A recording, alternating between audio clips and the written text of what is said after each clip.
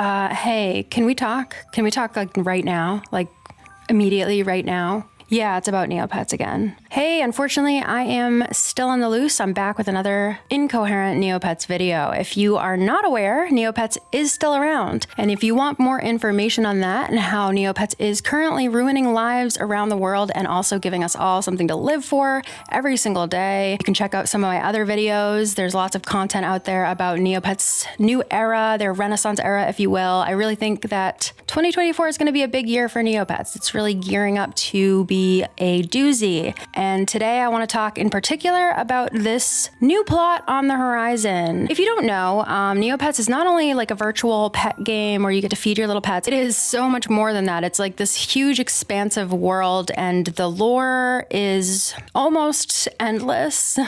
I would know because I'm currently working on a huge video just encompassing all the lore, going over all the plots. It is going to be like 6 hours long, but I'm hoping to wrap that one up soon-ish. We're getting there. It is so much because Neopets has been around for almost 25 years, since 1999. So in that time, there has been a lot of plots. I actually should know the number off the top of my head because, again, the last few months of my life has been just reading all of those plots and going over every facet of them. But I don't know the number. It is a lot, though. I can assure you, I know from personal experience that it is so many. And the plots, in my opinion, and again, I say this all the time, but I will, be gushing about this in a video that is specifically all about the plots in Neopets. But I will like cry.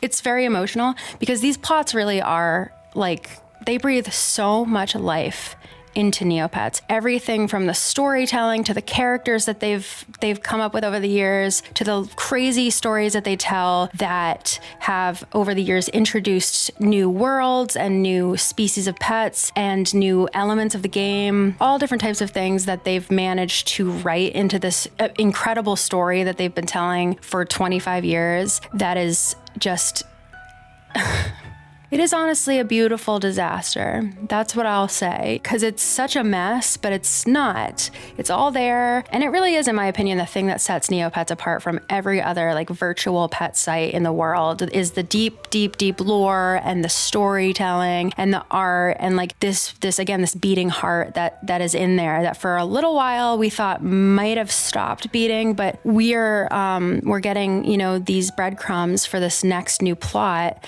that really feels like the old heart of Neopets again, which is just, it means the world to old players like me who have been playing since like they needed to like beg their mom to get off the phone with their grandma so that you could feed your Neopets. But I also think that all of the new players that are coming to the game are going to finally get to see like exactly what makes Neopets with being able to participate in a plot, because historically, and not every single plot has been like heavy on the user participation, it just depends, but historically the plots are not only these like crazy riveting stories that like actually impact gameplay and like the day-to-day of Neopets. In some cases, it can like shut some site features down and like it can change entire world maps and introduce new elements, again, and new pets and things like that. A lot of the time it involves like a problem or several problems that need to be solved by the players. And this can be done through like puzzles and scavenger hunts. And also historically, there has been in many plots a combat element to it in the Battle Dome, which is the Neopets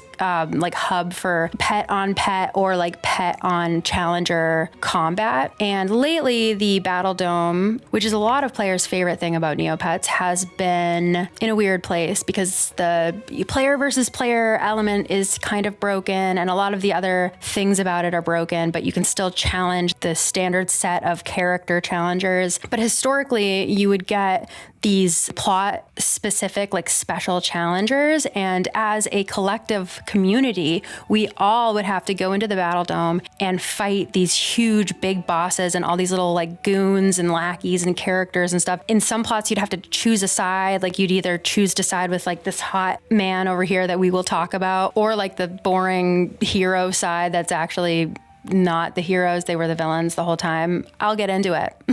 As I've said, before this plot, which we're gearing up to begin very soon, The Void Within, the last like full-length feature plot, as opposed to like an event or a mini plot, the last huge full spectrum plot was the Wraith Resurgence in 2017. But a lot of people honestly consider the Fairies Ruin to be like the last real Neopets plot that like was all encompassing and like all hands on deck type stuff. And that was in 2010. So safe to say everybody, for the longest time, all of these longtime Neopets players who've been playing it the whole time, or at least since like the good old days of the plots and everything, this is the thing I think people have been missing the most about Neopets. And I totally understand that it requires so much work to make one of these plots happen, because not only do they need the art and all of these comics that they do, but there are so many other elements that they put into these plots. Again, a lot of the time they end up changing the game forever in terms of like a whole new land, all these characters, a new species of pet, new features of the game, all of this stuff. Then they're rolling out like all these new items to be prizes, all of these games and these puzzles and these elements that are interactive. It's so much work. And it's kind of amazing to look back on like the glory days of Neopets and to consider that some of the biggest plots of all time were like in the same year. Like Hannah and the Ice Caves and Battle for Meridol, for example, were both in the same year, like mere months from each other. It's a big year. There was a lot of years that were like that with like multiple plots. And so I think a lot of us got used to it, and they just like, you know, Neopets was just such a lively place where there was always crazy stuff happening. And then, you know, understandably, Neopets had some dark days and went through some rough years, especially recently with the death of Flash and, you know, all of this uncertainty. It's honestly a wonder that they've stayed afloat at all. But I am really hoping that with this new era of Neopets, and I think we all are hoping this new era of Neopets and all these like passionate staff members, and hopefully they're getting paid a good wage and like they're being able to have enough support and help to work on these plots. Because again, I know that they take a lot of work. I can only imagine. I just am starting to see that beating heart again. I think a lot of us are. And so I wanted to just go over everything we know now, because over the last few months, especially during the Advent calendar, there was a lot of like actual plot happenings where like little things would happen that we know are leading up to this plot and that are technically a part of the story. So the story has already begun. I think if you know anything about Neopets, you probably already know what excites me the most. You know, there's a lot of exciting stuff that has been kind of hinted at, and I just feel like it's happening. I don't know. Once we lay out what we know so far, I think you guys are all going to agree that I am not crazy and that my delusional hopes and dreams for this next plot could honestly be a reality, but we don't know yet. So because I cannot stop thinking about this plot, it is just consuming my every thought. I want to go over everything that we know so far that is like set in stone canon, or all of the things that we've been given so far, kind of like what to make of them, and then some of the theories that I have and that others have about what we could be dealing with, because I think that I speak for all of us when I say that I'm so beyond excited and that my hopes are high, and that I think it's okay to have them there, because so far, I think that Neopets has been doing great. I think that the Advent calendar was fantastic, and there were so many things. Actually, the Advent calendar was a fucking disaster. P-Gate aside, it's crazy how a lot of the things that we have been talking about wanting, in particular, like the Snowicle, the Candy Chan stamp, Snow Bunny, and that damn P, we have been talking about wanting those things, and obviously TNT is listening to us and wants to give us things that we want. And so like I started out the year being cautiously optimistic about a lot of Neopet stuff, but now my hopes are high. So I guess we'll see what happens. You know, this video will be a time capsule, because someday we're going to have the full story. We'll see if I'm right. And if I'm not, I will probably remain delusional. I will never stop looking for you. So with the announcement in July of 2023 of the new era of Neopets and all their plans and their roadmap, one of the biggest things that stuck out to current players, longtime players, theirs was the new plot that is planned for early 2024, The Void Within. Now, looking back, even though the first real teaser to that plot came at the end of the 2023 Fairy Festival, which I will get to, and I have an in-depth video all about it here for more, the actual first groundwork that was laid came a few months before that in the Festival of Negs. In addition to the regular host of the festival, the Neg Fairy Kari, we also had heavy involvement from Miss Mira, the Space Fairy, because, oh my god, and they flirted with each other the whole time, of course. But yeah, the festival was held on the Virtue Pets space station this year. Mira says it's her fault because of the strange objects she found while patrolling deep space. They caught her eye while she was off near a quasar, so she scooped them up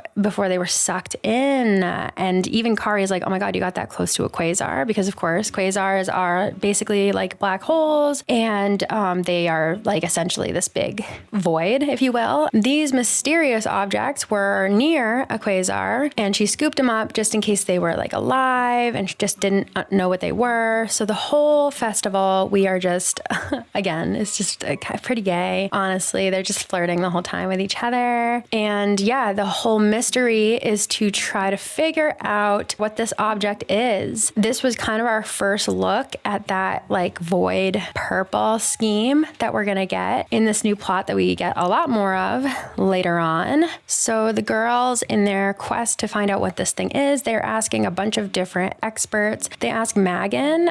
He thinks that they're giant space fungus spores, which is like not right at all. Like how could you come to that conclusion? However, I do just want to note that Magan is a character from Brightvale. Put a pin in that. And he actually secretly has worked on creating portals to the future. So he's like a scientist that is from, again, Brightvale. Can't stress that enough. And he has some experience with portals to the future. Just want to point that out. May or may not have anything to do with much, but Brightvale is interesting to note. They also ask Dr. Landenbrot, who is the inventor of the Confusinator, which creates random events in hopes of balancing order against chaos in Neopia. And he basically is the one behind the coincidence, which is one of the quests that you can do every day. And, you know, both of these men have nothing of note to offer the girls, but I just want to note, like, remark on their appearance here. It may or may not mean anything. The big appearance from this plot in particular was the appearance of a new character, actually, one of the experts that they called in to weigh in on these objects. And that new character is Orion O. Ophiuchus.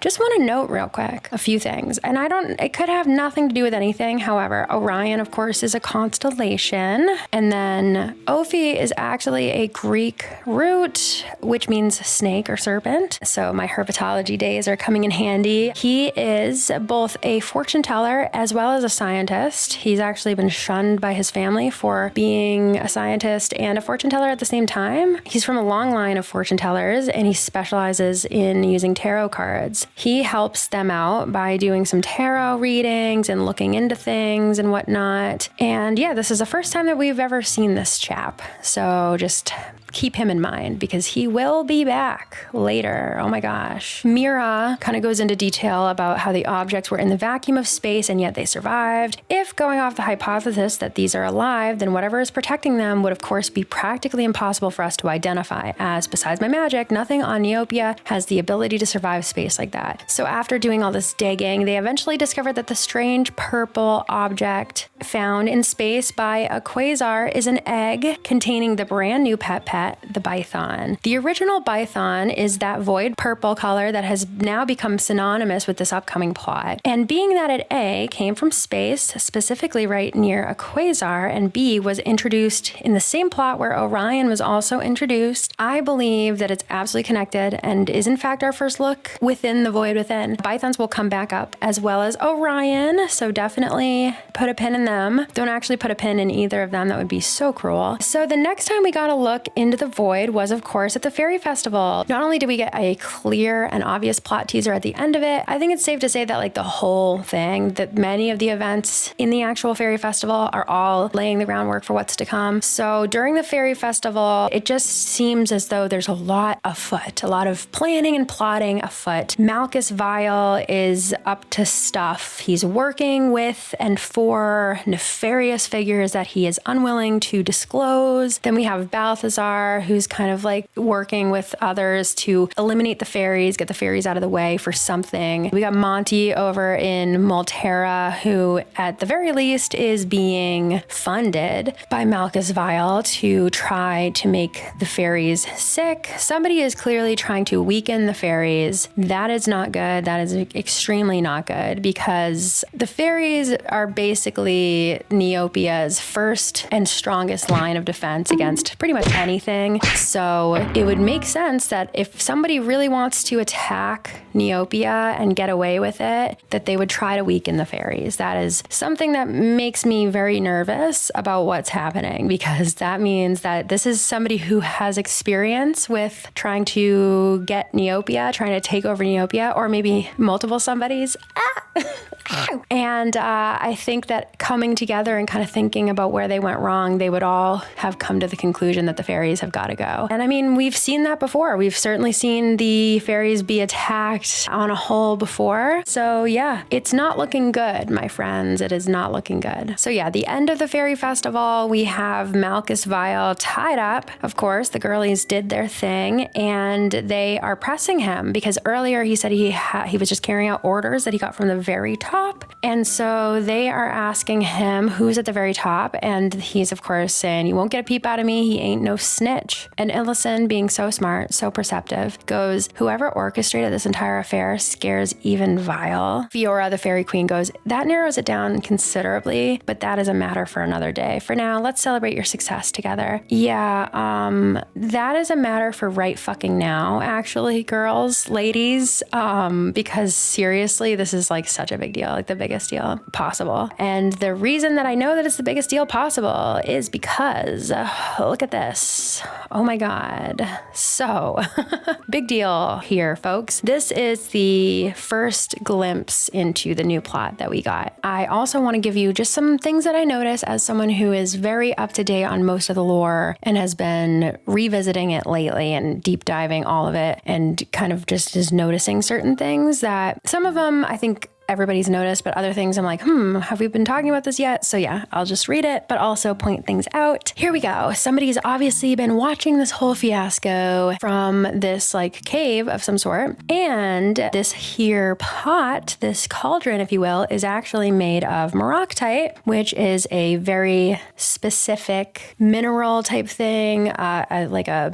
resource, a natural resource. What is the word I'm looking for? Like a mineral, I guess, a compound. It's like, it's like a mineral unique to Morocco that has no resistance underwater and has a lot of other properties to it. The Moroccans use it to make a lot of stuff, including their weapons. There's clearly a hot sleigh fairy looking at the scene. A lot of people think this is the darkest fairy, including myself. Another connection that the darkest fairy has with Morocco is that her statue actually was down there for quite a while. And her statue is actually her. She was like turned to stone after the events of the Altador plot and the Darkest Fairy video game. That was kind of like her little punishment. And so she was turned to stone. And for a long time, she was down in the ruins of Morocco. And she wasn't down there as of most recently. As of most recently, in fact, she was kind of gone. She came back for the Wraith Resurgence plot. She orchestrated the whole thing, of course. And she was disguised as Kaya, the fucking NC Mall fairy. So that's a scary thing to keep in mind about the Darkest Fairy. I know I'm dumping all this right here, right now, but I just want you to know the context of like what I'm thinking this could be right here and right now. So yeah, the Darkest Fairy has the ability to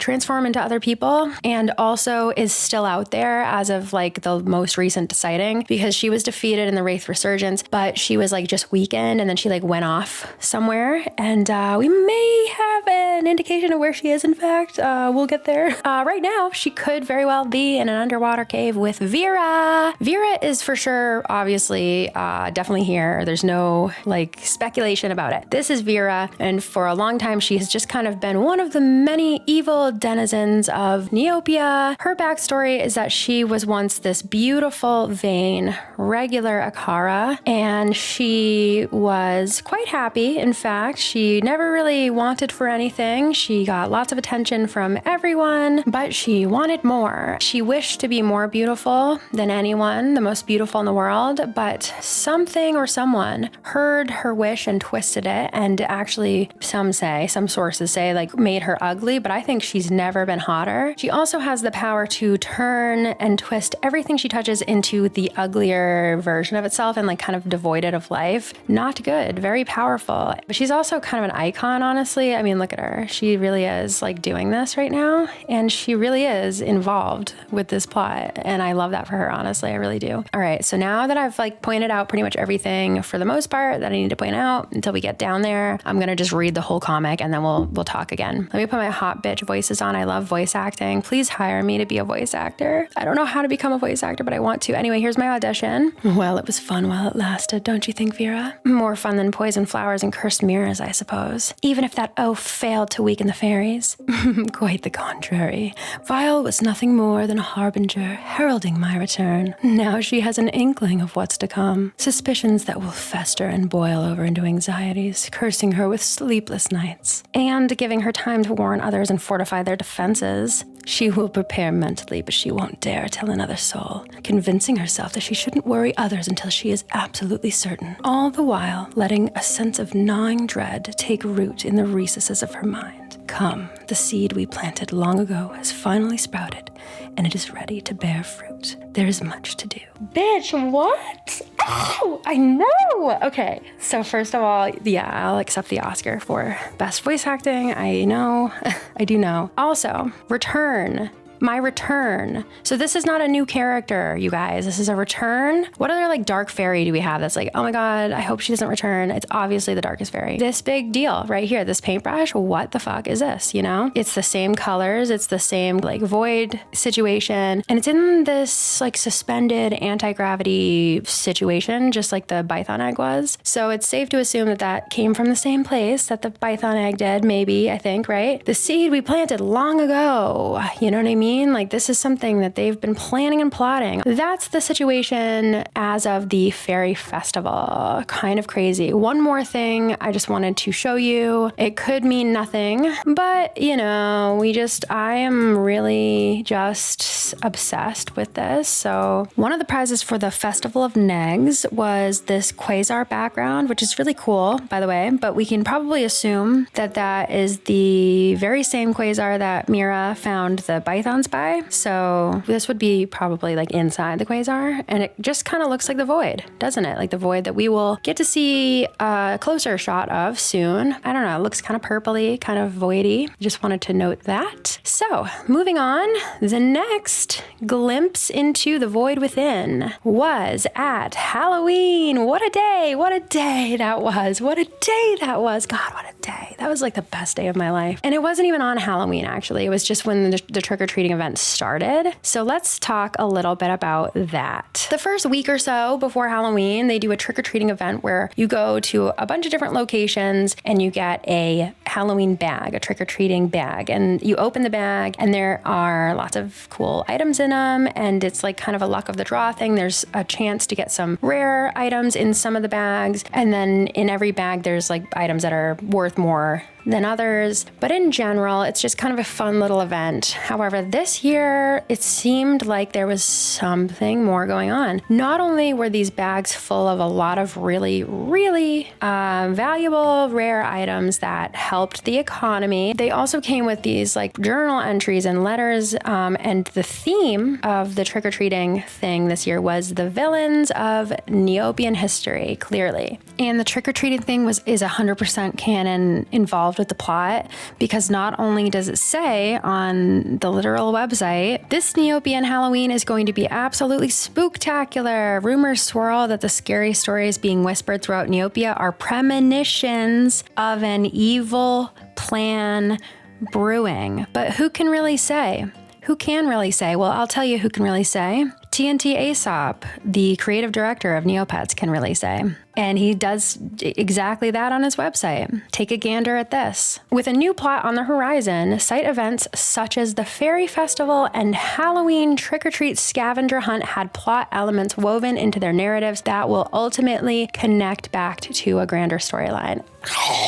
So exciting. And then here is a very interesting quote from a Polygon interview about the Neopets Renaissance with TNT Aesop. World of Neopia developers are also cooking up additional content, namely a new plot. In addition to Neopets' popular minigames, the world also revolves around decades worth of lore poured into ongoing storylines. The team has been working on the new plot for 2 to 3 years, drawing from decades of Neopets lore and storylines for inspiration. But some of that history has sadly been lost in the Flash breakdown. A lot of that has been preserved on fan sites, and it requires digging that the team is excited to do to ensure that they do right by the history of Neopets. The biggest thing we want to do is honor the characters and the exciting stories that came before, do them justice, and bring in some new characters too.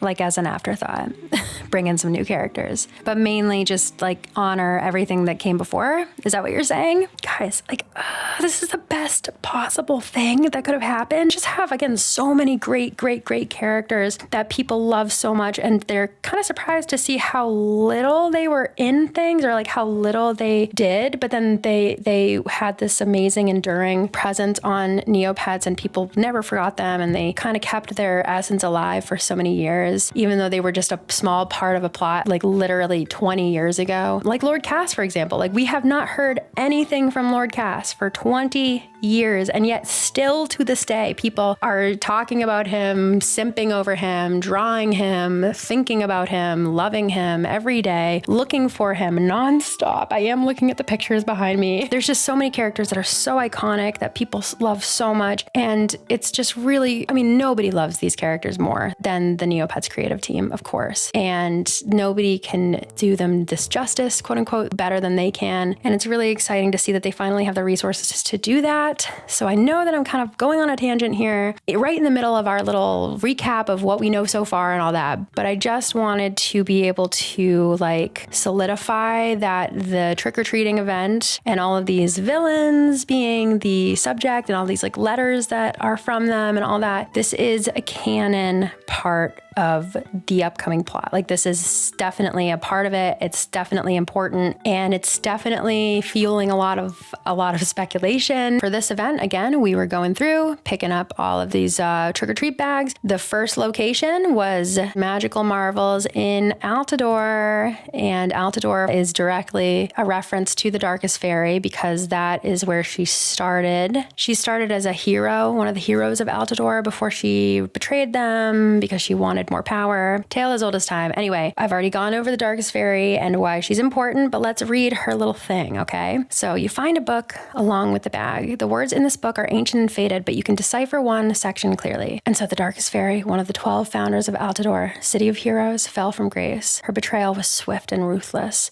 her ultimate desire being none other than complete domination over Neopia. With no other choice, Fiora, the Fairy Queen, and Jordana, sorceress and one of the 12, wove a powerful spell that turned the Darkest Fairy into stone. For nearly 1,000 years, the Darkest Fairy remained entombed, the memory of her evil slowly fading until one fateful day when the magic bonds of her imprisonment finally broke. Darkness returned to Neopia as the Darkest Fairy subjugated Fiora and the remainder of those who might stop her, and all seemed lost. Yet in that direst of hours, unlikely heroes rose to answer the call. Aided by the disguised King Altador, 2 brave Neopians, Tormund and Roberta, thwarted the Darkest Fairy's nefarious plan, freed Queen Fiora, and returned the Darkest Fairy to stone form. However, evil never sleeps, and with the fall of Fairyland and the sequence of events that followed, the Darkest Fairy escaped. Although her subsequent plots were foiled again, this time she evaded confinement, choosing instead to flee into the void to lick her wounds, planning her next nefarious move. Hello? Some believe she resides in some dark corner of the world, biding her time as she waits for the opportune moment to reveal her sinister ambitions once more. Some few even claim there is proof out there that her next plan is already imminent. Oh my God. Yeah, you think? You think? Okay, next bag. Let's see here. Located at Space Weaponry. You find a book along with the bag. The book appears almost handmade with a title that says Greatest Ruler in Neopian History. Most of the text inside seems to be ramblings that barely make sense, but this end has a fairly clear message. From the first moment he appeared, it was clear who was meant to be the ruler of Neopia. None before him have had his charisma, intellect, or overpowering strength. The fools of Neopia just couldn't grasp his vision, but I did. I have always seen the future that our overlord has envisioned for us. They say he is cruel, but he just has the fortitude to do what must be done. No one else could make the hard calls or is willing to sacrifice like he is, all to give us a better, more united world. The glorious moments that he graced us with his presence in the past were marvels I am blessed to have witnessed. If not for the heinous deeds of the few, we would most certainly have seen his true plans come to fruition. First, that despicable fairy got in the way, then a group of greedy ne'er-do-wells crushed our master's merciful plans. Last time, a pitiful excuse of an organization that abhorrently had the gall to call themselves a resistance punishes us all by ensnaring our liberator, thus eliminating all hope for us, but I still believe. They say I am mad, but I see the connecting twine. I have faced the void of the unknowable and survived to learn the truth. Even though I only saw the smallest of glimpses into the colossal, intertwined inner workings of our beloved leader's mind, I know without question that he has a plan that will undeniably save us all. I have bided my time and gathered like-minded, devoted followers. Even as I write this, we are working to do whatever it takes to continue his work. If you are reading this, I can only assume it is in the halls of a great museum made to glorify our prosperous emperor, and that I have succeeded in my attempt to find and free our savior. I leave these final words as a continuous promise. I will do whatever it takes to protect Lord Sloth. Yeah, a lot to take in there. I just want to note that the whole time I was reading that, I was thinking this could be a letter written by me about Lord Cass. I am that ensnared, but it's not. It's by some Dr. Sloth follower, and it does seem as though there is some kind of fringe coalition working to find and free him so that he can do whatever he's going to do. Also, just want to know, I know this is mostly a joke, but, you know, it's just worth noting that on December 19th, 2022, Neopets tweeted, "Dear Diary, the P-plot worked perfectly. Those poor Neopians have lost their minds. I'm another step closer to world domination and then my own theme park. Haha. P.S. Buy socks for Minion Grundo's stockings. Dr. Sloth." Just want to note that that was him tweeting. He tweeted. Next is Maroctite Marvels. And this would be the Scarblade Trick or Treat bag. Holy shit, this is a big one. I think this is really big. Just want to note that like the Darkest Fairy and Dr. Sloth, we also have Scarblade is still alive. He was not necessarily defeated. And at the end of the Curse of Morocco plot, he does have this moment of like, I'll get you, like I'll find you, I'm coming back someday, you know, and that was a long time ago, but he's out there and he is very powerful and very hot. Did I say that? Yes, I did. And I'll say it again. Anyway, the waterlogged book has many of its words washed away, yet some entries are still somehow in pristine condition. So entry 139, I have dyslexia. That's entry 9. No, try again. Dyslexia. Entry 193. Oh my God. The ship is still as strong as ever. Actually, should I do it in a pirate voice? How fucking embarrassing would that be? The ship is still as strong as ever. I may have lost some crew, but if they were lily-livered enough to be captured so easily, then they may as well be fish food. My name still strikes fear into all those who hear it, so I will be able to replenish my cannon fodder soon enough. This is so embarrassing. Entry 245. The new crew members be something else. I have dealt with some of the toughest this here sea has to offer, and yet I think this crop must have wills of iron. Some barely have their sea legs, but yet still dare to look me in the eye. I would oft cut 1 and 2 for such a thing, but I have a feeling power like this could come in handy. Entry 282. We have taken many a boat and sunk twice that. The wealth we have acquired could only be matched by those of kings, and the power my crew now holds none could dream to match. But this is nothing new for me. However, I hear whispers of a location that not only possesses a new sort of power, but is said to have acquired a treasure unlike any other. It will be mine. Entry 361. Learning more about this supposed location of wealth and power has been slow, but getting the information out of those who have it is an easy feat for my crew. So I have decided once we know more about how to track down what I seek, I shall have my men continue on as if I am on board while I find this power all for myself. The world will continue to tremble at the mere mention of my name while I hoard this new wealth and power all to myself. Entry 439. I have found the location. A particular new acquaintance of mine has agreed to help me in this search. She and I will set out soon. Only a few know of my departure, and fewer still know of my intended destination. But if all goes according to plan, I will become strong enough to not only wipe New Morocco off the face of the planet, but all of Neopia if I so wish. So yeah, I did a pirate voice for all of that. I really committed to the bit. I am so serious about voice acting, so passionate. Anyway, that was Captain Scarblade, and several alarming statements were made. Holy shit. So Captain Scarblade is the captain of the Revenge. That is his ship's name, his pirate ship's name, which first of all, I just want to note that that's like the coolest, hottest pirate ship name I've ever heard.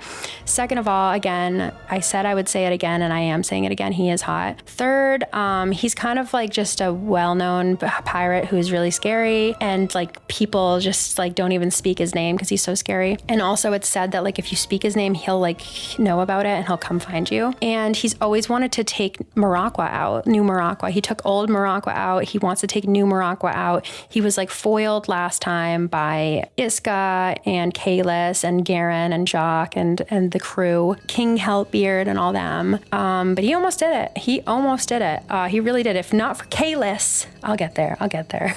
Justice for Kalis.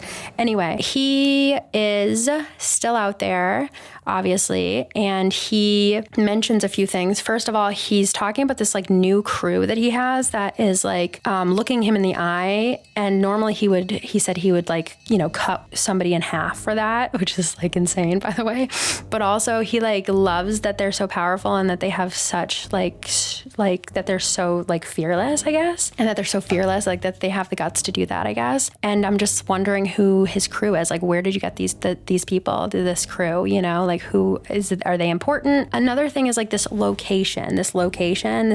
location of wealth and power. Is it the void? Is it the underwater cave that I'm thinking that they're in, even though they might not be in an underwater cave? And then third and finally, I think we can all assume that this particular new acquaintance down here, pronouns she, her, will set out soon with him. And yeah, he's like definitely joining this coalition of I'm gonna die. Sorry, I'm just so excited for what this implies. Okay. Next, we have a surprising appearance from the Shadow Usul. This is another like slay ass villain who's been around since the dawn of Neopets that hasn't really had a lot to do other than just be one of the villains that event. Like you occasionally get like a random event that's like, oh my god, the Shadow Usul like fled past you. But yeah, she's kind of like Vera, where she's just like such a slay hot girly that is evil for just the sake of it. So yeah, the book has no title. Its jet black cover and warped binding are inscribed with strange symbols that hurt your eyes if you stare at it too long. The pages are illegible except for one hastily scribbled note. This is one note, okay. Until the end of my days, I will never forget the night it came.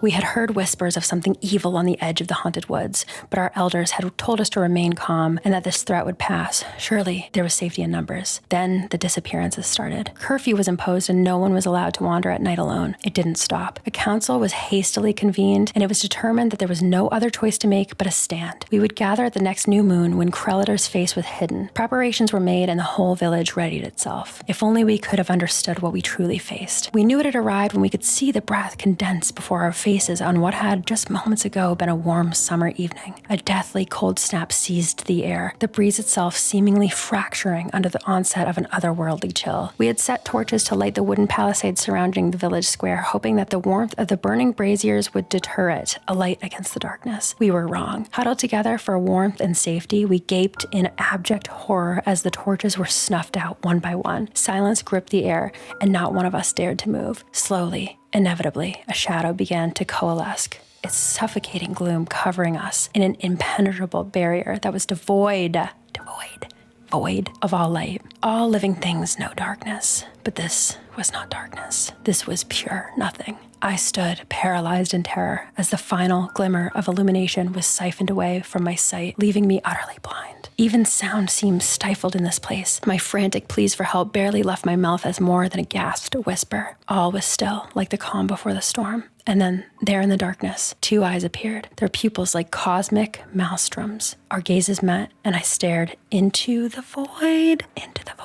The void, if you will. Keyword void. I remember nothing after that moment. When I came to, it was the morning, and I was alone. My friends, my family, the entire village, they were all gone, like they had never existed in the first place. I searched and searched, and when I could search no longer, I left that forsaken place and never returned. This memory is why I live in fear. Those eyes are the source of my nightmares. I will write its name here because I dare not speak it aloud. Shadow Usul. So first of all, I just want to note that this is so fucking good. It's gripping. This is so good. Who wrote this? Name yourself. Like, who wrote this? Who wrote this? This is so good. Still, every time I read this, I'm like gripped. I'm on the edge of my seat. This is so good. It's so good. It's like it's just so good. It paints, this is so good. I just want to note that. This is like my favorite one. This is so good. The Shadow Usul has never like been anything. Like, again, she was like just a creature of the night, like that you would see. But this, I don't know, just like turned her ass up to 100. This is so good. There is like so much here. Like, it's so good. Where do I even start with this? This is like so good. I'm sorry I know I said that, but it's like so good.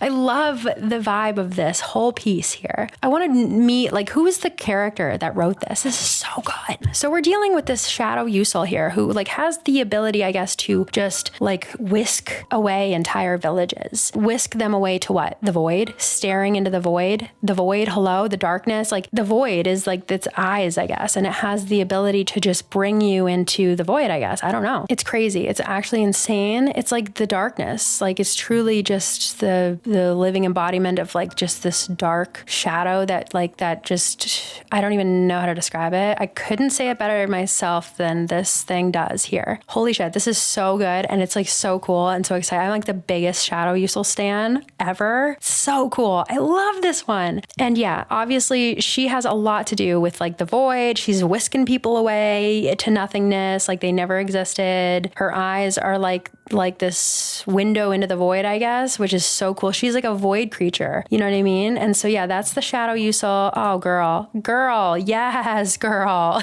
Yes, bitch. You know, like what can we like dig up about this baddie? The Shadow Usul only appears at night and has mainly been spotted in and around Neopia Central. What her motives are, we still have no idea, but we suggest you keep your wits about you. Yeah, you think? Creeping slowly up the wall, the Shadow Usul did not make a sound. The light from the moon illuminated the whole area apart from a slow crawling blackness, an area which no light shone. Climbing up to the unlocked window, the shadow flowed inside like a river of darkness. Just love her. Love what you stand for, girl. I just support everything you're doing. I support everything you're doing. I love you so much, baddie. Anyway, location 5, Dargan Toys. If you know anything about me at all, you know that I love Lord Cass so much. I just find him so compelling. I think there's so much more there. I think that the only time we ever really got to see him, he was so consumed and manipulated, and his brain had been so overtaken by the three. I think that initially his motives were pure.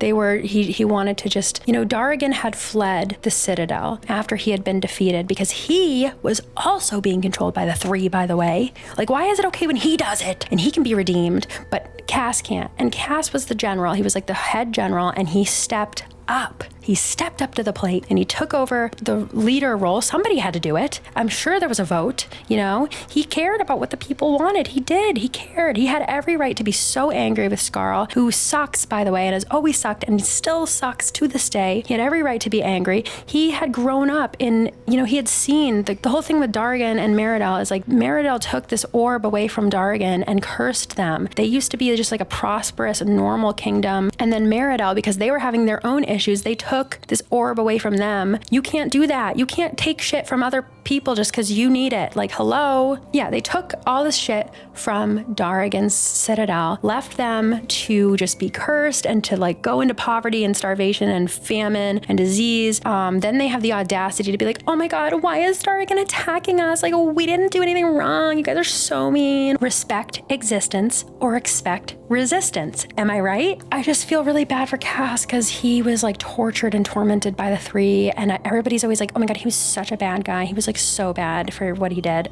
I just don't think that's the case. I just think that he had the people in mind when he did what he did, and he just wanted to lead them into prosperity. And he had a lot of trauma from what happened to his people that he watched as a child. Then he saw, Darrigan go down that horrible path, and he tried to step up. And then again, and I cannot stress this enough, that wasn't him. Like, he was being tormented by the three, and he had these nightmares every night. He was really struggling, and like, he was so hot too also.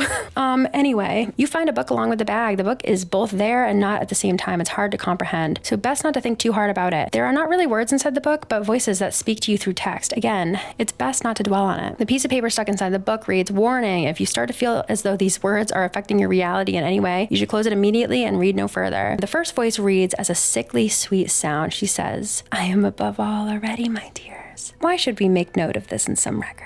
Another voice is dark and feels aggravated. His voice raises as he says, "You dare question me. You should know very well that my methods are beyond doubt." The last voice is gruff and drips of ferocity. He's hard to understand as he spits out, Don't make me laugh.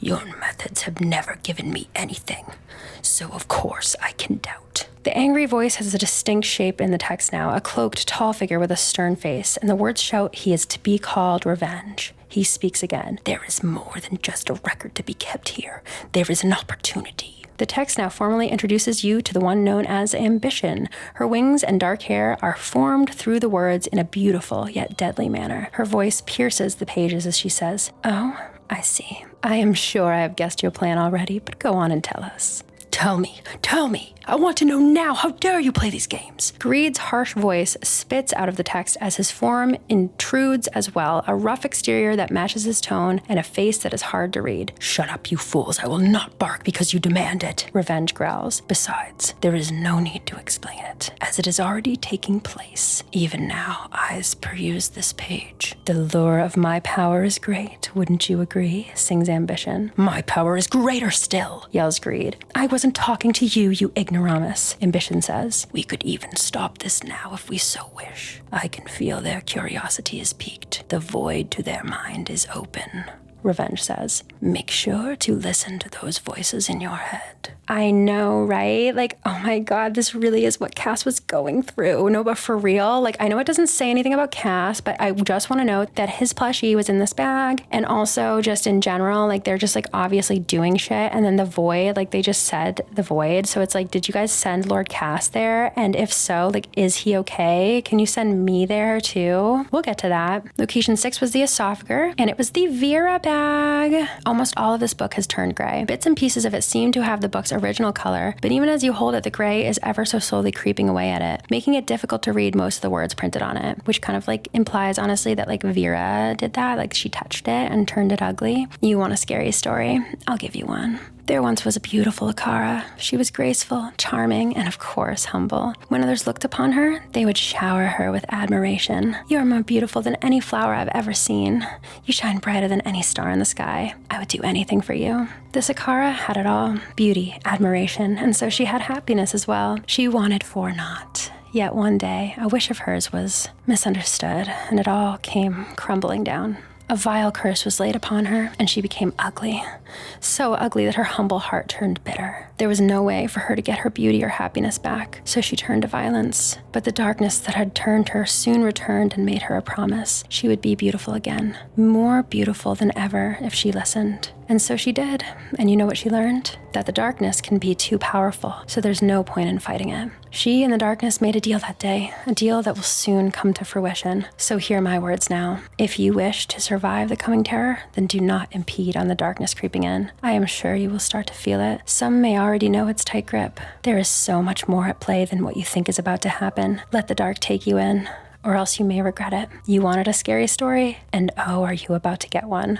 Oh my God, this is like such a threat, and I love it. Ow! You wanted a scary story, and oh, are you about to get one? Ow! Like, okay. Oh my God. I narrated that as if it was Vera telling the story, but it could have not been. However, I just want to note that she said, like, you know, that the darkness who had turned her initially is the darkness that returned and made her a promise. She goes, she and the darkness made a deal that day, a deal that will soon come to fruition. That's kind of like, I don't know, the words of a certain dark fairy that we saw earlier, the darkest fairy, if you will.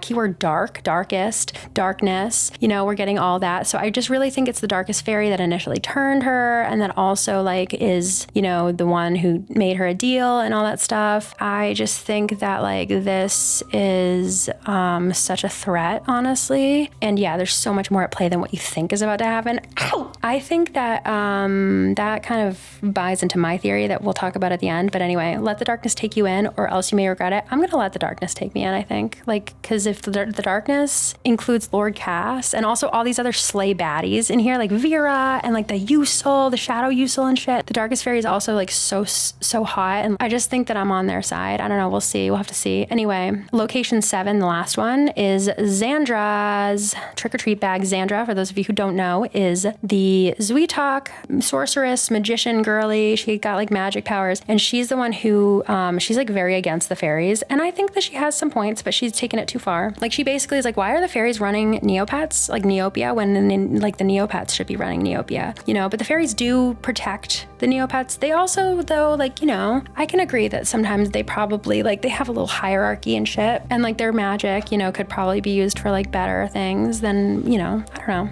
You know, she had some points, but then she took it too far, like they always do. Anyway, as of right now, she is like, I think she's still turned to stone or something, and Fiora really wants to try to like rehabilitate her. This book seems to be a spiral notebook one would buy for school. However, it is fairly old. Many pages have been torn out, and the rest appear to be simple writing assignments for class. So this, I think, is from when Xandra was a pupil of Fiora and the fairies, because back before she turned evil, she was a pupil of the fairies. And so like her big gripe is the fairies. That's the fairies ruin thing. Did I say that? She turned all the fairies to stone and she crashed fairyland. She's like #1 hater of the fairies. If the fairies have 0 haters, then Xandra's dead. I've been told to write about a friend. It can be anything I want, a true story about us or one where we interact in a fictional setting, but I don't know if I can do either. I don't have many friends here. Most of the other students seem to avoid me because I don't do so well in school. There's one girl who's nice to me from time to time though, which is strange because she's the top student. Her name's Xandra. I don't know if I'd call her a friend yet, but I can tell a story about us. Back when the disappearances were still happening, I was sitting alone at lunch like usual. We have lunch outside when the weather permits, and that day it was cloudy but overall nice. Looking back on it now, it seems reckless to have continued to have lunch outside, but the disappearances were few and far between and only seemed to happen at night, so life went on like normal. I was eating underneath a tree near the forest line when Xandra came and sat next to me. She didn't say much, then got up and walked into the forest, waving for me to follow. I shouldn't have followed, but I did. The forest was especially dark due to the cloudy weather, and it was hard to keep up with her, but eventually we stopped. We had come up to a small open patch in the middle of the forest. Even with the lack of trees, the open area was still fairly dark. I watched as Xandra placed odd trinkets along its edge. I also stood off to the side and asked her what we were doing here, but she never responded. Eventually, she stood in the middle of the clearing and her eyes began to glow. The trinkets lit up in the same bright light as Xandra's eyes. They were shining so much that the clearing had to have been visible for miles. I wanted to run, but I was unable to. All I could manage was moving my arms to cover my eyes, and that's when I noticed I was shining too,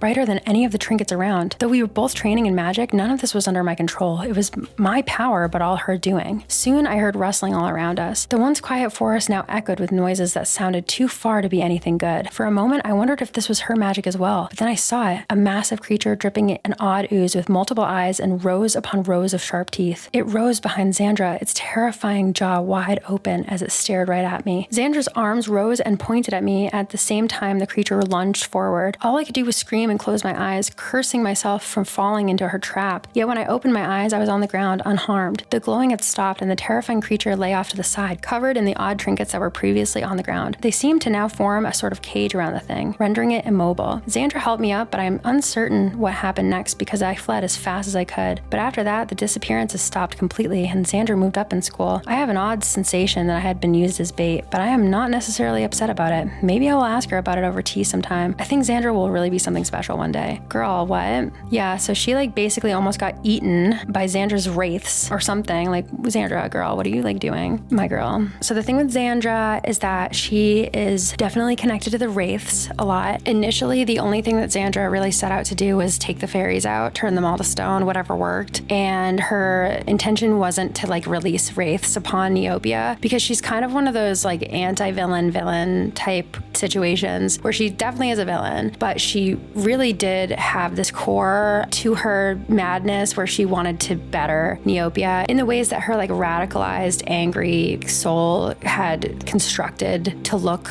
like something better than what it was. That was the ugliest sentence anybody's ever uttered, but I think it hopefully makes sense. Basically, she'd kind of been, radicalized to think that the fairies were like 100% terrible, awful all the time, and that a Neopet could do way better running Neopia. And so she just wanted to take the fairies out, and then she wanted to rule Neopia. But obviously, like, this power and shit it always does that, doesn't it? It gets in your head and makes you evil and shit. So yeah, her intentions were never to release the wraiths upon Neopia. That was kind of an unintended consequence, because the fairies actually, one of their main things that they do every day without anybody knowing is that they keep the wraiths at bay, and their magic is what keeps them from like running amok and stuff. So, but at the end, she does also summon her own wraith, like a big wraith. His name is Oblivion. So clearly she like knows how to summon wraiths and other creatures. And also wraiths are kind of made of ectoplasm and stuff, and they are, like drippy and gooey, probably, I think. At least like they look that way.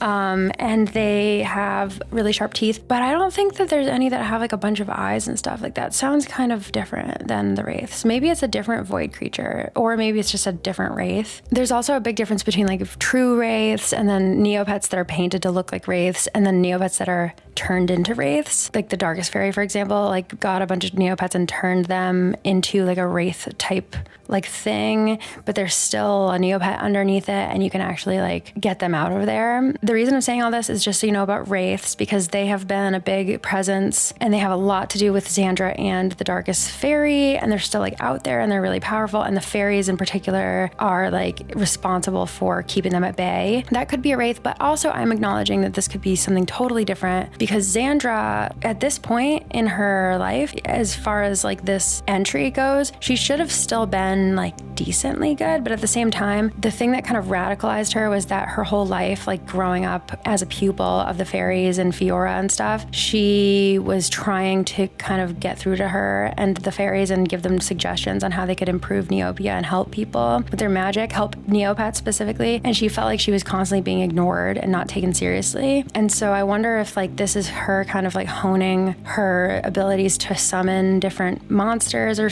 something. I don't know, because like that's so confusing to me that she did that as like a pupil. And I also just can't really put my finger on what the creature is, but because they say it's like dripping ooze of some sort, it's either something else from the void, like some ooze creature. Seems like there's definitely like void creatures. We'll get to that. So I'm acknowledging that it could be a wraith, but it also could be something we just don't know about yet, which I have to acknowledge that there is a lot of. There's a lot of new things that we don't know what they are yet. So there's not always an answer to everything, Amanda. Chill. God. I'm like, well, actually, because according to this plot in year 16, like I just need to have an explanation for everything, and sometimes there isn't that. So yeah. Okay, so the Advent calendar is something that runs through December every year on Neopets, where you get gifts every single day in December, just like any other Advent calendar. And you also get like a little animation or a comic or something like that. And most of the time, the comics are just like a one-shot, standalone little comic about something just random and cute and wholesome and Christmas related or whatever. But on the 6th of December, we actually had an interruption in the Advent calendar by our friend Orion from back at the Neg Festival, the Festival of Negs. And he was definitely looking much worse for wear, like he hadn't been sleeping and all that. And he's basically begging Raina,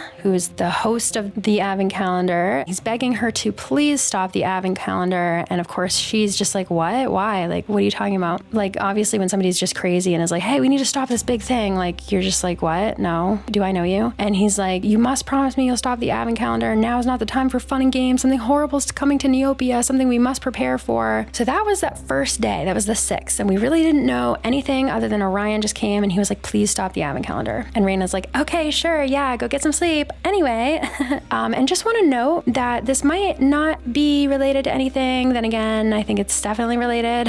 This is Reginald, and I didn't mention him back in the trick-or-treating thing, but basically he was like supposedly the host of the trick-or-treating thing. So like either way, he was involved with the trick-or-treating thing. And again, he didn't have a big role. I don't even think he really showed up at all, but he apparently was like the one who was kind of hosting it. Reginald is from the Tale of Woe plot. He's kind of known as like a scholar. Behind him, you may notice that that's the Shadow Usul. Yes, that is indeed the Shadow Usul, the very same from the slay-ass, scary little thing that we read from the trick-or-treating things. Just want to also note this portrait of my sworn enemy, Jaren the Loop, Knight Jaren, the Knight, who is, you know, an enemy of Lord Cass, I would say. I would say he was a rather large enemy of Lord Cass. And he's just like shaking, trembling, if you will. He's like, the portrait is like shaking, and it's kind of just interesting. It's just interesting. You know, there's like a book floating over here. Wanted to note that it just happened to be that day of all days that the Shadow Usul makes an appearance. Just wanted to note that. I just think that's important to note. Also, just want to note that on the 6th, following the whole thing with Orion and the comic with Reginald, our gift, our prize that day included the big book of intermediate evil plots. Okay. What am I supposed to do with this? Read it and then formulate an intermediate evil plot? Okay, you got it. The next time that we saw Orion was the 15th, and he comes back and is like, you need to stop the advent calendar. I thought you said that you would. And Raina's like, I literally don't know you. Like, what are you talking about? He's like, Raina, what are you doing? You promised me you'd stop the advent calendar. She's like, I did not promise you shit. Like, I did no such thing. Orion, stop. The advent calendar simply means too much. I can't just shut it down without proof. And he goes, fine, you want proof? I'll get you proof. You know? And it's like, oh my God.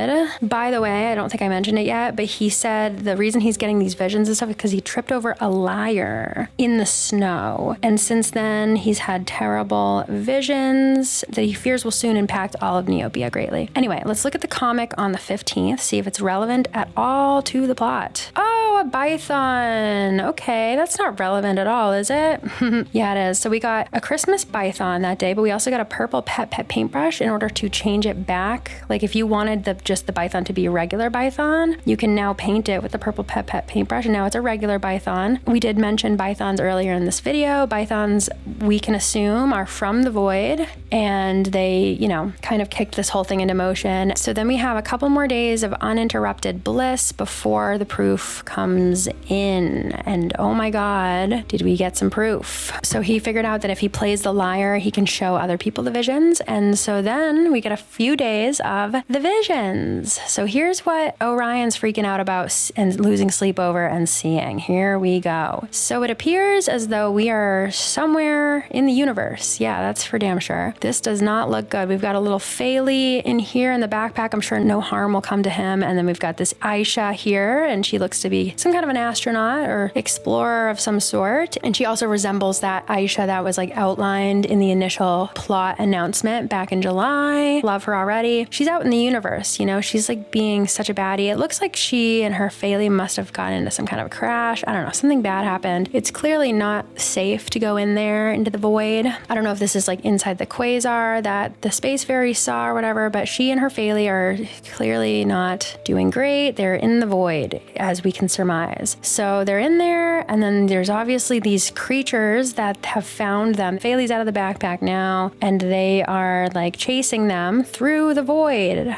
Now, if you haven't already noticed, what the hell is this? What is this over here? This, because like we're in the void now, I think, right? And what the hell is this? It's a sword, yes, but not just any sword. Oh no. No, no, no, no, no, no, no, no, no, no, no, no. Not just any sword. That is Lord Cass's sword. That's right. The one, the only Lord Cass. That is his sword. He's the only one who's ever had that sword. That is his sword. 100% his sword. 1000% that is his sword. That is his sword. Trithderil. Yes, that is his sword. Swords are always named shit like that, huh? Yep, that's his sword. Yeah, that's it. That's really, really it. That is Lord Cass's sword, bitch. In the rock? in the stone, if you will, the sword in the stone. That's my husband's sword. Hello? Are we going to address that? Is anybody seeing this? So that's just kind of like insane. And with all of the other little hints all about these villains, like the historical Neopets villains. And then we get this, like,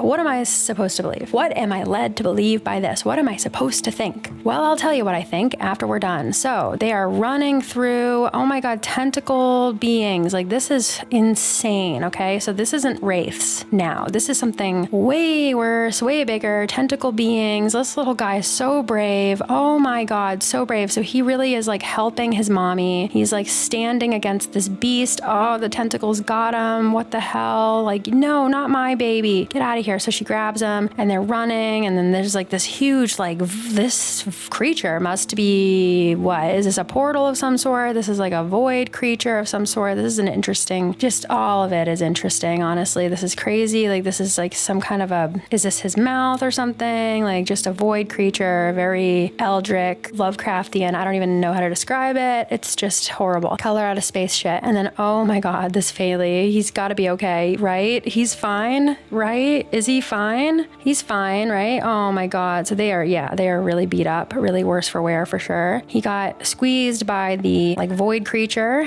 and they're just like resting in here. He's coming out here trying to like fix shit. Sweet baby. Oh my God. Just trying to fix things. She's like all messed up, just healing. He's out here like turning into a void thing. Something happened. Like, he got touched by the void shit and now he's like turning into something. Something's happening to him. He's changing his shape. He's denaturing entirely because he got touched by that thing. And then she wakes up. He fixed her thing. He's like a little gadget fixer guy. And now he's, oh my God, what? Like, he just fell asleep while he was fixing it, right? He just fell asleep. He fell asleep, right? He worked so hard. He's eepy. Take a nap, baby. Take a temporary above ground nap. Good boy. Beautiful dreamer, wake unto me. Starlight and dewdrops are waiting for thee. He's sleeping, you guys. Oh my God, what? What did you do? I know you saved me, but somehow, beep, beep, like, oh, okay. So yeah, now she's kind of turning into the void too, because she touched him. Yup. How could you leave me all alone? So like, is he dead? Mm-hmm. You're in the arms of the angel. May you find some comfort here. No, he's not dead. Surely he's fine, right? He'll be fine. He'll be totally fine. He'll be okay. We'll fix him. He's got to just get him to a vet and he'll be fine. He's just sleeping. He's just resting. Everybody's fine in this situation, right? How could you leave me all alone? No, he's fine. It's fine. It's all fine anyway. This is not good. Can that really be home? Oh, geez. Not good. Looking bad, actually. Looking really bad because can that really be home? This is Bright Vale. Oh no, what's this?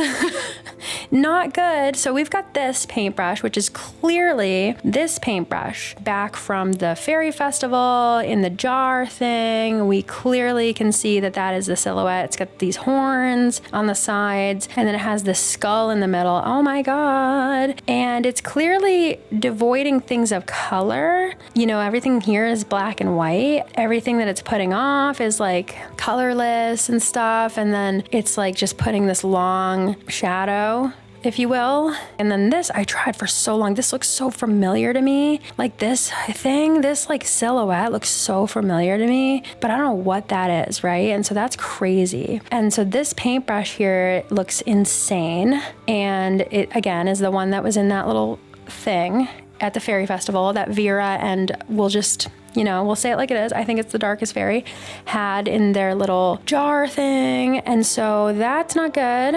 And then who is this? I wonder, you know, my heart is delusional and wants to say like Lord Cass, like, is that Lord Cass's wing? Or maybe he grew his hair out. Oh my God, if he does come back, I'm going to die.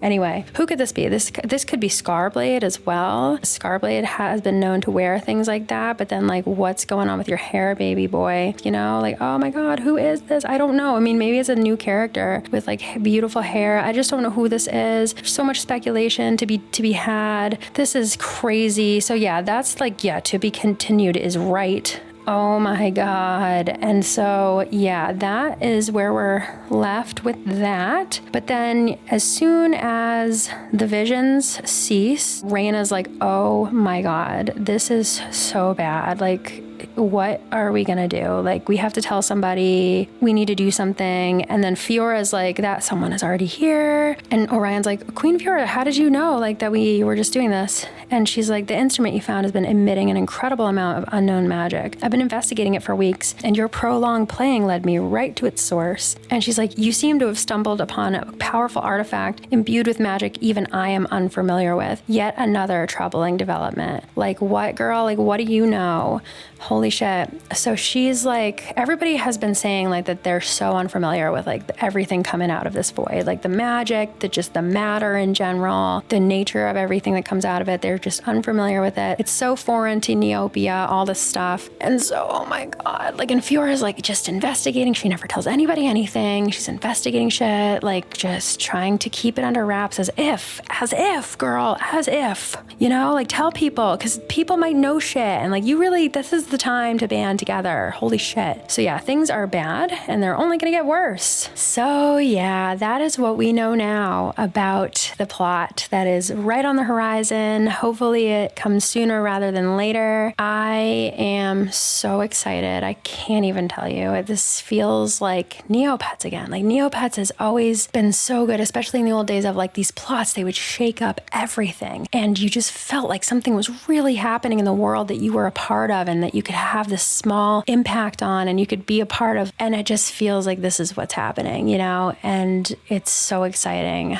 And now it's the moment you've all been waiting for. We've now reached the point in the video where I am going to just say whatever I want. I'm going to say all the thoughts in my brain as if there are no consequences for saying anything, as if I can say whatever I want and get no consequences for it, because I won't get any consequences because you guys don't hold me accountable for anything and in fact enable my behavior. It's all thanks to you guys that I remain at large and on the loose, and I wouldn't be where I am today without all of you allowing me to just do this and act this way and be this way in society. Thank you. Now, back to the important topic at hand, my theories. It's time for me to just lay it all out. What I think, maybe, mostly what I hope, what I would love to see, what I've just been cooking up in my deranged mind, my like pie in the sky, most insane theories. And you may be asking yourself, hasn't she been doing that the entire time? Nonstop, like theorizing and speculating? Yes, I have been nonstop doing that. Yes, that's absolutely correct. That's 100% true. Yes. And so imagine, if you will, how much worse it's about to get. Imagine me continuing to do that, but in a designated period where it's actually time to do that instead of like sneaking it in every 5 seconds. Yeah, it's about to get bad up in here.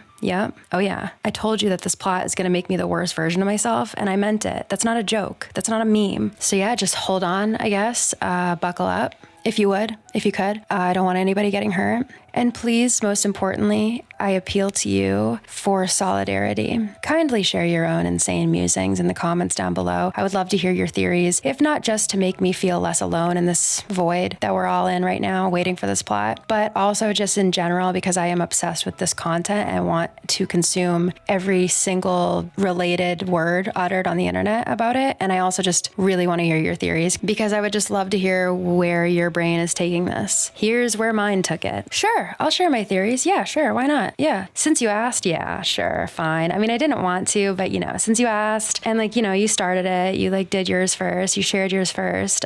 Sure. Yeah, I'll share my theories. The best place for us to go for this to start is actually the Gallery of Evil. Not only is that where I belong, it's also relevant to the conversation we're about to have, and it'll help guide our journey. Here we are, the Gallery of Evil. They're so dramatic about this. There's this whole like excerpt from the Jabberwocky, which honestly they earned because they have managed to create tons of villains that are right up there with the Jabberwocky and other horror classics. They have had this here since the beginning of Neopets. It's an ancient sacred text, especially to people like me who support a lot of what is in this book. Just kidding. I actually don't support most of it, but I do support some of it. It just depends on how hot the villain is, probably. Just kidding. Why did I say just kidding? I'm not just kidding. I'm dead serious. That is something that I do. Speaking of hot Neopet villains, I think they're coming back. I think they're all coming back. I think all the villains, pretty much, all the hotties and even some naughties are coming back to Neopia to just totally be so evil and bad. Yep, that's my theory in a nutshell. And it's an exciting theory indeed. I just really think that the Darkest Fairy is rounding them up and like manipulating them and reminding them of their motivations and getting them angry again and showing them that like this time will be different and like they're all going to work together and they're all going to get what they want. I think she's rounding them up. I think she's finding them. I think that she's in some cases pulling them like out of, I don't know, the void that they were sent to. I just think that they're all going to go for it. That's what I think. Yeah, it's insane. And yet it's so cool and like so 25-year anniversary coded. And I think that honestly, to bring back like all the villains and to have like this ultimate like Avengers Endgame takeover would just be so cool because it would just combine all of the plots and you'd have heroes from every plot being like, oh man, he's back. What? It would tie up loose ends of things. It would allow the chance to like better explore and flesh out characters that were underutilized, but really cool that the players have latched onto and love and want to see again. And all at the same time, it would tell a whole new story. And it would allow like, you know, some of these villains who have been saying, I'll be back, I'll get you, you know, someday. Because I think they left a lot of the plots open-ended so that they could do this or they could revisit it someday. Like if they ran out of ideas or if they ever had time or if they ever needed it. They left a lot of them like open-ended and kind of up in the air of like, oh, well, he's subdued for now, but we have to be careful. We always have to be careful. And in some cases, again, like Scarblade at the end of Curse of Maraqua, he literally just was like, okay, well, bet. Now it's been several years and he's still sailing the seven seas. I guess he forgot about, or either he forgot about Maraqua or he just hasn't gotten around to it yet. A lot of them are like that. Like Crawley, the awesome like snake oil salesman from Tale of Woe, he was literally smiling and smirking behind a tree at the happy ending of like everybody else getting fixed and stuff. He was smiling, smirking, scheming behind a tree, fully on the loose still to this day. Like, I'll be back energy. I'm going to get you for this type shit. You know, Masela's like, I'm going to get you, Hannah. Don't worry. I'll be back. It's been 20 years, Masela, girlfriend. What you been up to, baddie? Did you really like turn over a new leaf? You just decided to drop it? You're still in the book of evil, baby girl. So like, are you evil or not? Like, does she know that she's still in the book of evil to this day? You know what I mean? It's like time to show us if you really belong in this book or not. Like, if are you still evil? We're just checking in. Just checking in. Last time we checked, you're evil and want revenge. Hey, this is a courtesy call. I've actually been trying to reach you about your evil revenge plans extended warranty, but it's been like 20 years. Are you still interested? You know, and I think that the Darkest Fairy would probably be doing that work, that great work, that important work. And I think she's just going to check in with everybody and see if they really truly mean it when they say that they're evil and they say that they're an evil denizen of Neopia and they say that they're going to be back. Like, if you say you're going to be back, fucking pull up, come back. Come on, we're coming back. This is your chance. That's what I think is going to happen. I really would love to see that. And I know other people have said this too. And it's cool because like everybody has their own spin on it of like what would happen, who would come back, like what their motivations would be, like under what circumstances they would come back. But I have seen this a lot. And this is something I've always wanted because that was the only way that my delusional, crazy, Cass obsessed brain could like spin some kind of story where Cass could come back. I'm like, well, what if like,